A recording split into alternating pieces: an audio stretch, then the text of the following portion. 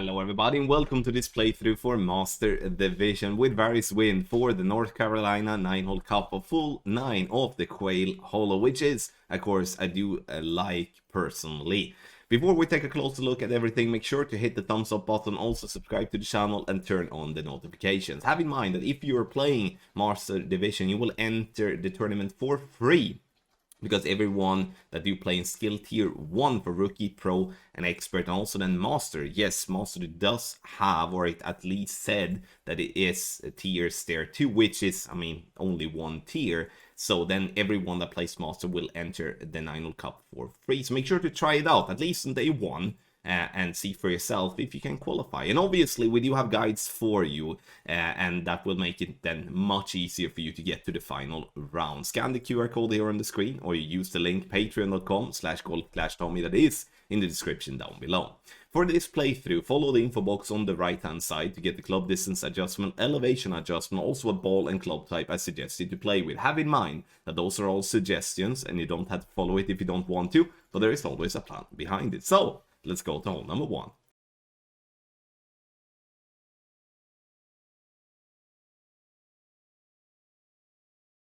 On hole 11, we're gonna do 2 top spin and 4 left spin. That's the same as, or very similar to what we did on the front 9. Now we're looking to have the second bounce just be by the edge of the rough with ball guideline through the hole. It can be a little bit finicky to have the ball guideline through the hole completely, but do your best and zoom in if necessary to have a proper look.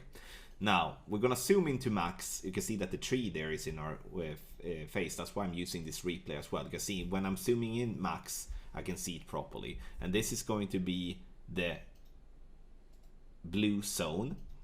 We're gonna use zones here, pretty big zones to be honest, and here we're gonna use 2 clicks of left curl. Perfect ball it is. We are bouncing on the fairway into the rough, and it rolls up towards the pin, dropping dead center for a lovely hole-in-one here in hole number 11.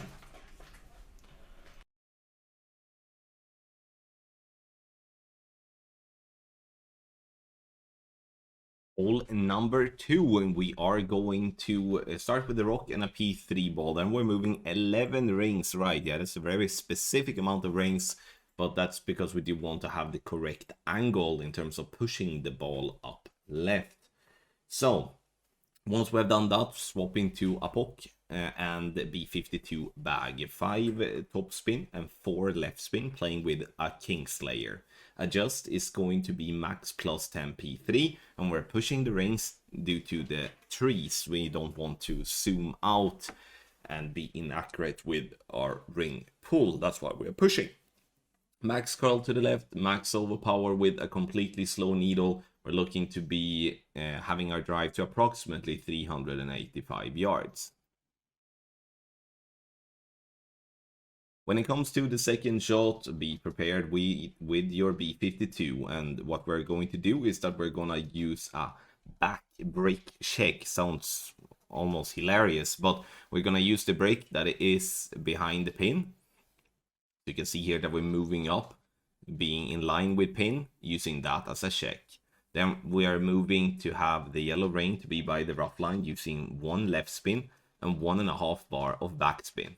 Ball guideline will go through the hole just slightly, and from +3 we're using 17% slider, -5% elevation, P5 numbers.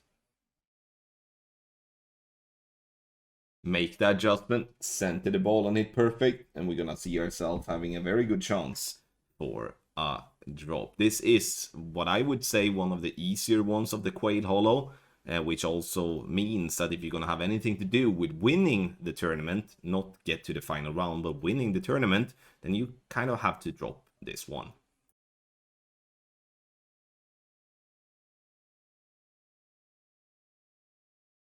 On hole number 3, we're gonna play, if not the longest, but one of the longer par 5s we do have in the game. So let's pray for some tailwind. Otherwise, it's gonna be a very difficult eagle to get, because here we're playing generally for an eagle. Sure, the albatross will be there if being very unlucky, but or being very lucky, but generally eagle. So I'm playing an NMT, adjustment, and then pushing up, max overpower, trying to obviously use all the top spin that I can, and want to go as far as possible. In scenarios like this, playing with a top spin boost ball won't be bad either, but here, as I'm playing mainly to make sure that I do have some power on the second shot as well, the power 5 ball will help a lot when it comes to the second shot. Now you can see here now that I can attack the pin for an albatross, but it's very glitchy on certain spots there, so if not getting to the perfect spot, the glitch will, or like the glitches may risk you rolling into the rough on the back of the green. 10% elevation here on the second shot, but let's say like this, as always when it comes to elevation, it's a floating number and we are adapting elevation to work together with the rest of the adjustment. Making the adjustment, aiming short of the hole, as I do have tailwind, we don't want to come in too hot. Centered ball and hit perfect.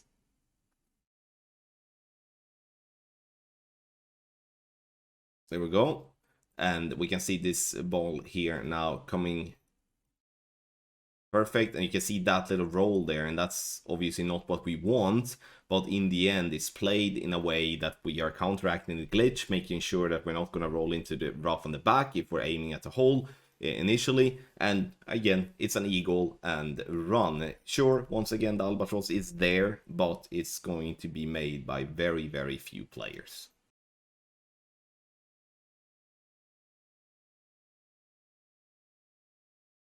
Hole number 4, this is another long par 4, and here I would say it would definitely benefit from having some tailwind, and then we could get ourselves much closer and we could give ourselves an easier time. NMT with a P1 ball is what we are going to do, and that's why you can see this as a replay glitch. It shall not be in plus 16. So you can see there now that it kind of jumped back to plus 5, which looks very very suspicious in that sense, but that's because it's a replay glitch. Start with a P1 ball, adjust, switch to a P3, side spin 4, win 5 ball. In this instance, we're looking to get this ball to around 405 yards. Adjustment is max plus 10. Now for the second shot, we are attempting a rough bump. We're playing this rough bump on that sloped rough that is by the green. Here you can obviously do different ways. You can go for the rough bump, but you can also go for a bounce up by using the fairway that is to the right to bounce the ball towards the pin. All down to what you prefer doing and also what gives the best possible effect to get that drop. 4 right spin, 3 top spin is what's being used here. 1 to 1 minus 1 is the base that we are using, which is from plus 4. So that's why I'm not adding any elevation in the info box.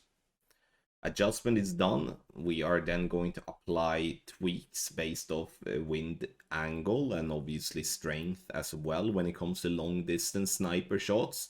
This to try to be as accurate as possible when it comes to these type of long distance shots.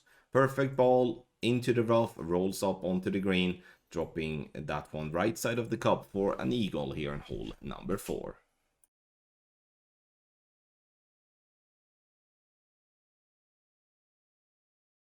Hole number 5, this is one of the easier par 3s that we do have of the Quail Hollow, and we're gonna do a rough bump, and I would say this rough bump is gonna be played with, in regardless what wind we do have.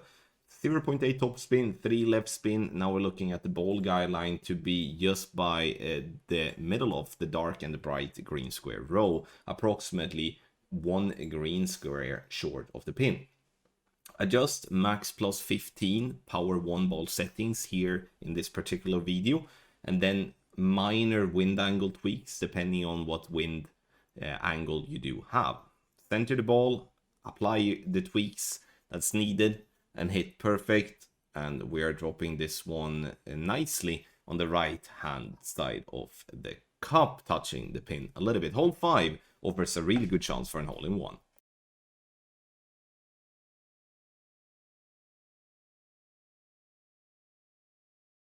Start with the rock at NMT, and then we're swapping to Apocalypse level 5 plus. You can see that it's an NMT with a P2 ball, 6.5 topspin, 2 left spin. For a POC 5 users, you're using max topspin, and then we're going to do a little push up in the end as well to compensate for that. Adjust max plus 10 P3, max curl to the left, and do your best to hit perfect. Ensure that you do have a side spin 3 ball equipped, because we're gonna need it on the second shot. A POC 5, 6, and 7 users is gonna use a little bit more than 2 left spin, just because it has slightly less curl. So a side spin 3 ball all the way for a POC 5, 6, 7. A POC 8 is obviously then a side spin 3 ball on the approach, but you can set up with a side spin 2 ball to simplify the spins on the drive. On the second shot, we're gonna use our sniper, 1.4 top spin and 3 right spin.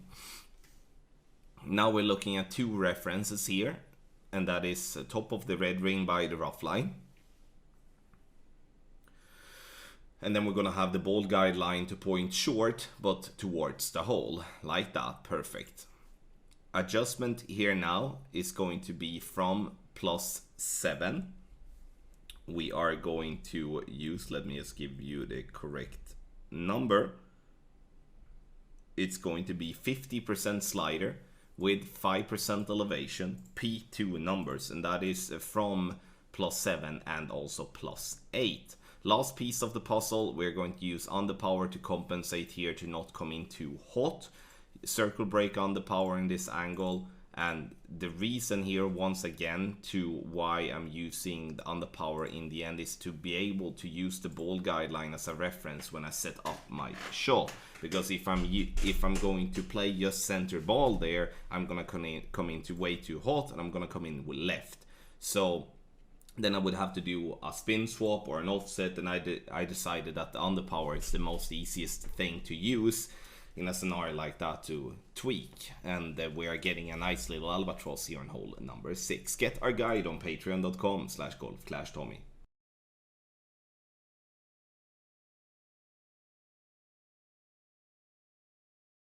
Hole number 7 is honestly looking very straightforward, very easy, but it's not. This is a long par 4 first and foremost, where you should be prepared of having to play with your sniper from distance, if not having a very favorable tailwind, and we can push the drive very hard. Here I'm playing from a max P2 line, which is +11, and then the clearing by the rough line, adjust, max no elevation, all the top spin, 2 left spin, and then playing max OP with a slower needle. Here you can play with a P4 ball, you can play with a P5 ball, you can literally do whatever.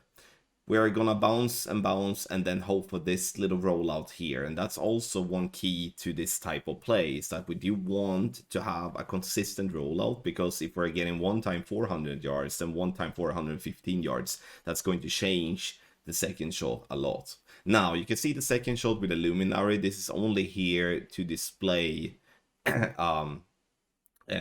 one way of playing this shot. If you can reach far enough, you can go for a rough bump on top of the bunker on the left, which definitely is an alternative. But if not, being able to reach there, let's say with this type of wind, then bouncing like we're doing here with our sniper is the best possible way to attack the pin, with no risk of losing out on the birdie, but also giving us a shot for the eagle.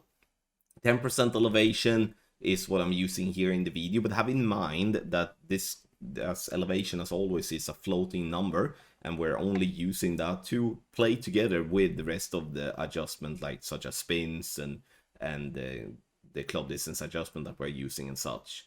So don't be afraid of changing that number. Perfect ball, you can see that the ball bounces on the fairway, and then the green is slightly downhill, so it's very easy to come in too hot.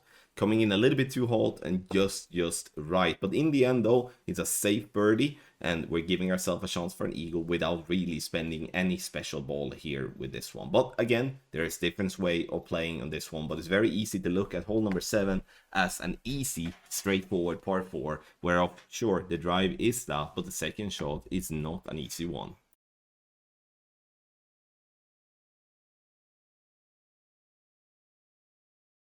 For hole number 8, an option here is to go with a backspin shot, especially in this type of wind. You can obviously do that in tailwinds as well, but you can see here now that I'm aiming way past the pin in the on the left side of the dark green square row. Max backspin, adjustment is max plus 20.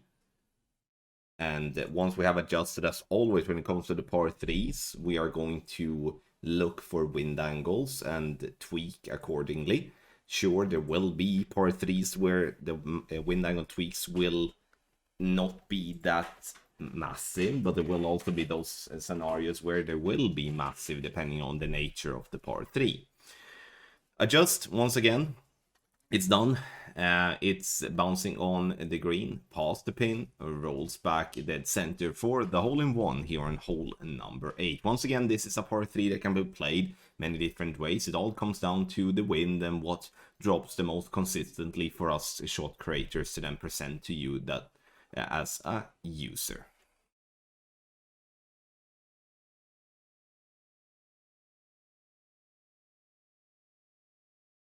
Hole number 9 is a difficult par 5 due to its being so long. Here I'm playing an N&T with a power 5 ball. It's a P5 wind 5 ball, this to help myself a lot on the second shot. Adjust max plus 10, all the top spin, all the right spin. We're pushing up 10 yards in this instance when it comes to this particular play. And using 1.5 ball of a right curl, trying to hit perfect. Obviously, with a max OP shaky needle, this is going to be some grades involved, but this fairway is so wide and open that that's not really going to matter. It's all that matters is to get the correct distance to be able to play the second shot. Obviously, if there is headwind here, it's going to be very difficult to have a solid chance for the albatross. And that's obviously something that will be very boring. Then you might even have to play for an eagle in the end. Now, bullseye by the edge of the rough line. I like these type of plays because it removes the inconsistency with trying to find a specific ring reference by the rough line. Ball guideline through the hole, and the reason for that is that we do not want to fall short. No elevation, and from plus 17, plus 18, I'm using 100% slider with no elevation P5 numbers. And again, the reason I'm aiming through the hole like I'm doing is to compensate for the fact that I'm dropping down into the water with my target, and therefore I do lose distance. Now, it's all about hitting perfect to give ourselves a chance, and if we do have made the correct tweak in terms of the wind angle, we can get ourselves a nice drop here for an albatross from distance on hole number 9. Thank you so much everybody for watching this playthrough for Master Division for the North Carolina 9-hole Cup. Have in mind that if you're going to play Master in the 9-hole Cup, everything will be free. I mean, the entry fee will be free, so it's not going to cost you any coins. So make sure to try it out, because, I mean, you can't really lose anything. And if you do okay, you will get yourself to the weekend round, or to the final round, as it's called in the 9-hole Cup. Make sure to get our guides, the Master Guides that is the best on the market, that will consistently get you to the weekend round and give you a shot for the top spot. Scan the QR code here on the screen, or you use the link in the description down below called patreon.com/golfclashtommy. Sign up and try for yourself. And in the end here, I want to wish you the best of luck in the 9-hole Cup.